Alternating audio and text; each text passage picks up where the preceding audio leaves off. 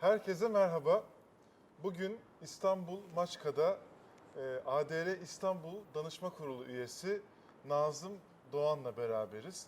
Nazım Bey, önce sizi biraz tanıyabilir miyiz rica etsem? Merhaba. Ee, Ben üniversite tahsilini işletme üzerine yaptım. Profesyonel iş hayatım yaklaşık 32 sene. Bu 32 senenin sonunda bir şekilde Ferda'yla yolumuz kesişti ve ADR İstanbul platformunda yer aldım. Evliyim, kızımız var. Şu anda emekliyim. Nazım Bey, hayatınız sizin sayılara hükmetmekle geçmiş. Yani özgeçmişinizi incelediğimde hep sayılarla, Evet. yani böyle somut verilerle, ekonomik, finansal verilerle çalışmışsınız. Evet, Ve sıkı bir Alman disiplini var.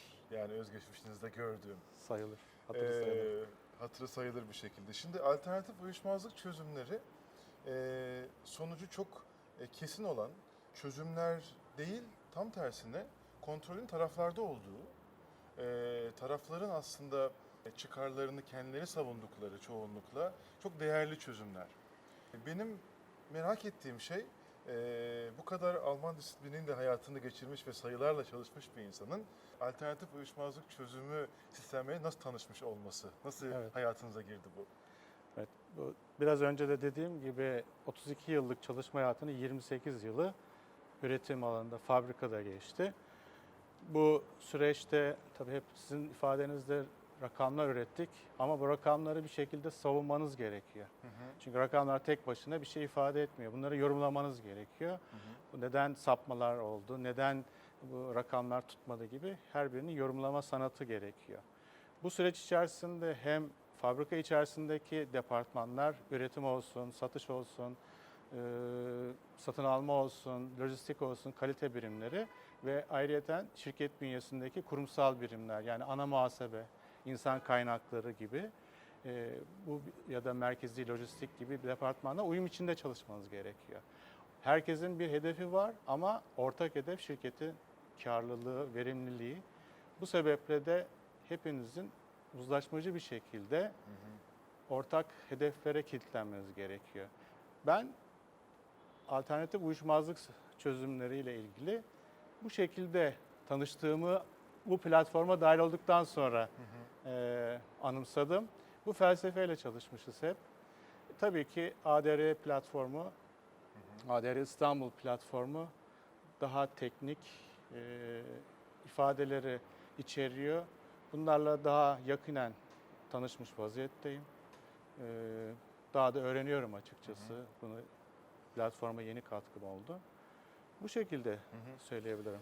Eğitimlerde bahsettiğim konulardan bir tanesi bilginin sevgi getirdiği. Yani bir konu hakkında Evet. ne kadar çok şey biliyorsak aslında o konuyu daha çok sevme ihtimalimiz de artıyor. Evet. Anladığım kadarıyla da siz ne kadar çok öğreniyorsanız alternatif uyuşmazlık çözümleriyle ilgili o kadar da aslında sevmeye başlıyorsunuz. Aynen. Hayatınızda kullanmaya başlıyorsunuz. Aynen.